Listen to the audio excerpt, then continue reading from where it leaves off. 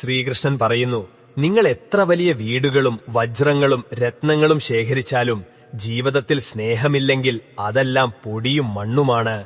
ദിവസവും വഴക്കിട്ടോളൂ, എത്ര വേണമെങ്കിലും കലഹിച്ചോളൂ, പക്ഷേ കുടുംബത്തിൽ നിന്ന് വേർപിരിയാൻ ഒരിക്കലും ചിന്തിക്കരുത്. കാരണം മരത്തിൽ നിന്ന് വേറിട്ട് വീഴുന്ന ഇലകൾക്ക് ആരും വില കൽപ്പിക്കാറില്ല. നിങ്ങളുടെ ഉള്ളിലെ കുട്ടിയെ എപ്പോഴും ജീവനോടെ നിലനിർത്തുക. അമിതമായ വിവേകം ജീവിതത്തെ നിറമില്ലാത്തതാക്കി മാറ്റുന്നു. ജീവിതത്തിലെ ഓരോ നിമിഷവും നല്ല രീതിയിൽ കടന്നുപോകാൻ ശ്രമിക്കുക. കാരണം ജീവിതം ഉണ്ടായാലും ഇല്ലെങ്കിലും നല്ല ഓർമ്മകൾ എപ്പോഴും നിലനിൽക്കും.